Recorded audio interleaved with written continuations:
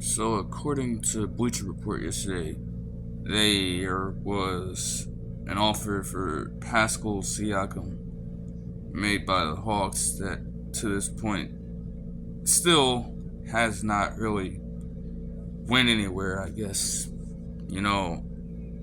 they had a trade lined up for him. I wasn't able to exactly figure out who the trade involved outside of Pascal Siakam or what the Raptors would have gotten back in the trade.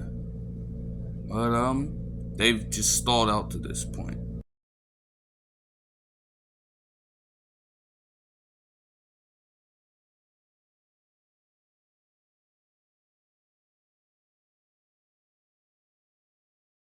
Siakam is probably at this point the best player you have left. And I mean, according to many sources and also from what I just see, they do not want to involve OG Anunoby or Pascal Siakam in anything normally. So, it makes sense for them to not want to touch on that further. I mean, they've already lost enough, right? And this is probably where the other side of things come in for them. They need to actually recoup a little bit. They lost some big pieces over the off season to this point, and they've only gotten back so little in return. How the hell are they supposed to truly get back on their feet if they can't really get the assets they need out of these different deals? Like Fred VanVleet obviously being the biggest hit. And I mean, it's not even the fact that he wanted to leave. You literally couldn't even make a play to trade him, and you couldn't even get anything back for him. Then you had to settle for Dennis Schroeder as an alternative, and honestly, a downgrade to what Fred VanVleet could do for you, even if he did have some glaring efficiency issues that were showing themselves. But for Siakam, it's you kind of need him still. Like you need somebody that can hold down the fort a little bit. Like he's one of your last star players remaining on that team, and I mean when he was rising on his rise, he helped you guys to become NBA champions, or at least played a fair part. Obviously, Kawhi was the main reason for that, but he played a key role. So you've gotta let him stick around, in my opinion. And honestly, according to this report, it seems like he ain't really ready to leave Toronto either. Now, there could be a situation arising there in Toronto to where it's like, you don't want to trade Pascal Siakam, and Pascal Siakam don't want to leave, but you're going to have to look into this down the line, because I guess something might come out about what's going on up there now.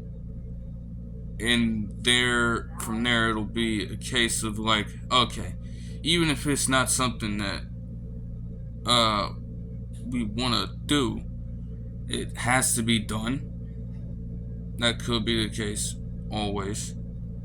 There's not really any news on that right now. So, I mean, okay, that's the package? Okay, so the purported offer would be the Hawks giving up DeAndre Hunter, AJ Griffin, and draft compensation, all for Pascal Siakam. And okay, so honestly, yeah, I don't think I would take that if I'm the Raptors. To be real, okay, I I wouldn't take that if I'm the Raptors. And honestly, given that, it ain't the worst package. It's honestly not really that bad, but you can see why the Raptors wouldn't really take this. I mean, again, for the Hawks side of things, honestly, it's not really a great trade for either side. I mean, if you get Pascal Siakam and you're the Hawks, right? This is honestly, I believe this is the last year of his contract. So, if you want him for the long term, you have to pay him an extension next season as well, on top of the extension you're currently giving DeJounte Murray, on top of the money that they'll probably dish out to Trae Young. And also, Pascal Siakam is closer to 30.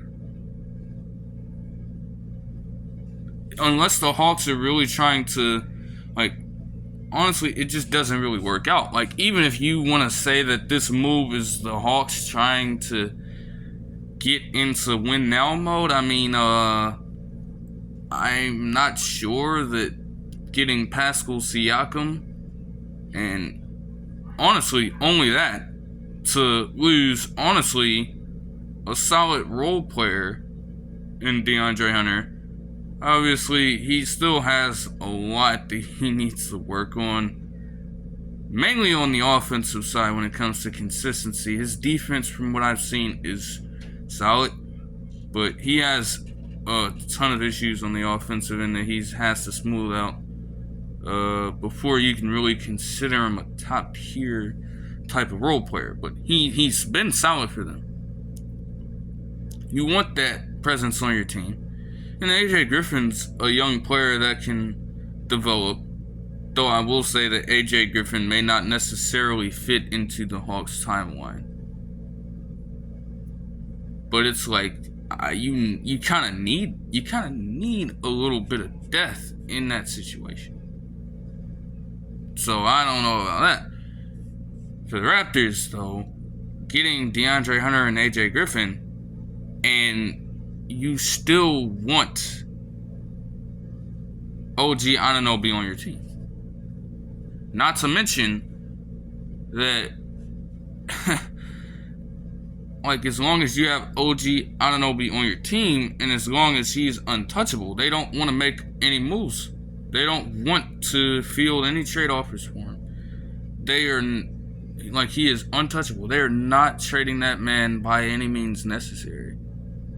So now you're going to bring in DeAndre Hunter and AJ Griffin to essentially just rot on the bench, especially AJ Griffin. He's not going to see a whole lot of time in that situation because OG Anunoby's already their guy.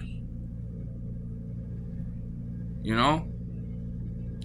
Not to mention also, I will just check to make sure here. Yeah, honestly, yeah, that's the thing too. I mean, Gary Trent is a shooting guard for them. But he can be a guard forward too. So all those forward minutes are being taken up. And you want to get two forwards in that situation, then honestly, you're probably not going to use either of them at a high rate right now because you have those two leading the way. It's a weird situation. Because from what I'm seeing, again, that's kind of, it's a crazy thing.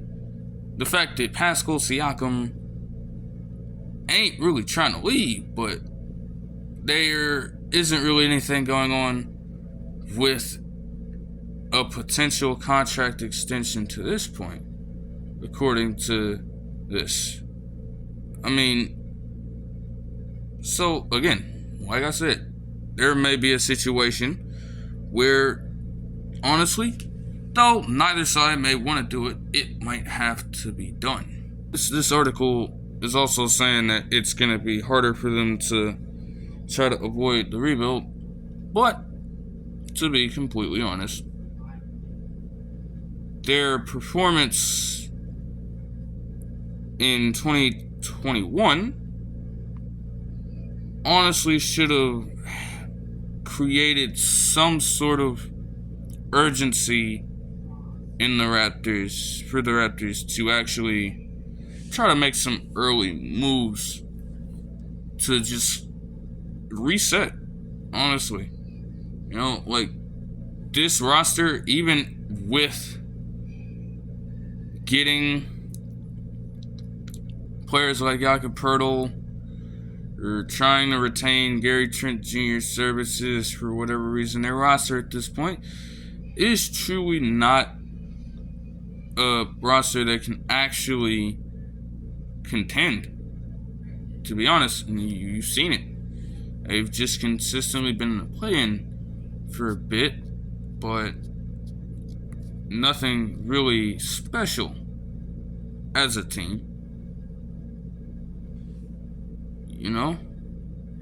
So, the fact that Nick Nurse is also gone, you know, and that was the championship head coach, it might just be time to move forward. If you want Pascal Siakam and OG Anunoby that badly, they've got to understand is that you're probably not really going to be able to bring in star talent. And again, with a team like Toronto, I mean, Toronto, I guess, is a fair market. I guess for its given country, it's a fair market. But you aren't getting a whole bunch of free agents to just up and say they are willing to play basketball for the Toronto Raptors. It doesn't really happen. I mean, they got a stroke of, honestly, they got a little lucky with them having DeMar DeRozan and being able to trade him for Kawhi Leonard. That was a little bit of luck. But in terms of free agency and actually being able to get star talent to willingly come to the Toronto Raptors, it doesn't really happen. It just doesn't. I guess it has kind of a lot to do with the environment there. Whether maybe that matters for some NBA players, I guess. To rely on trades in the draft anyways to get talent to come in and develop your own talent. It's like with these trades, if they are actually trying to start up a rebuild, then honestly the package isn't that bad when you look at it to get DeAndre Hunter and AJ Griffin. But you've got to be willing to move on from both of these guys. And honestly, a fair amount of other pieces, as many as you can move possibly. Some you probably can't really do anything about because their value is so low. I don't know a lot of teams seeking out Chris Boucher's services right now, for example. Like, their depth is very just, they don't really have depth anyways. And this is supposed to be a team that's getting them all the way to the championship. It's just not there. It's just time for a reset. And again, like, it looks good, but it's like you have got to be willing to give up both of your players at this point. Or at least look into offers for both players. If you get something that looks good, honestly, you may just have to make the move. As long as Anunoby and Siakam are there, if you can't make aggressive trades to get star talent, or you can't develop young talent on your roster, you're just not going to get anywhere. And I feel like they also kind of expect Scottie Barnes to take a jump. I'm not sure you can expect it when his sophomore season, and it's not a totally bad thing, but his sophomore season essentially matched the output he had in his rookie season. So I gotta I have to assume that that's what they're waiting on. Do they believe that Scottie Barnes can take the next jump and possibly get them into at least playoff contention? So I guess while this is paused right now, honestly, it's safe to say that they probably won't make this move anytime soon, to be honest. It might be done. I could be shocked in the next few days, but it might be over with from here, because honestly, Pascal Siakam is pretty loyal. He don't want to leave. The Raptors are honestly hesitant to really move their key pieces like that around. There are only two key pieces and untouchable players, being Anunoby and Siakam. They don't want to make moves on that. They're pretty scared when you think about it that way. But I'd be watching the Raptors heavily up to the trade deadline, and I'd be watching how Scottie Barnes performs, because I think that is what the Raptors are waiting on before they really do anything. It's kind of weird, but depending on how good or bad Scottie Barnes does to start off the season, or at least in the first half of the season, depending on that, by the trade deadline, Siakam could either still be a part of the team, or they see Scottie Barnes as a bit more valuable for their future, and then they make the play to get these stars in Anunoby and Siakam moved at the trade deadline and make Barnes the leader of a rebuilding squad to where it's now his team. That honestly doesn't sound like something that's impossible, but you really just have to see.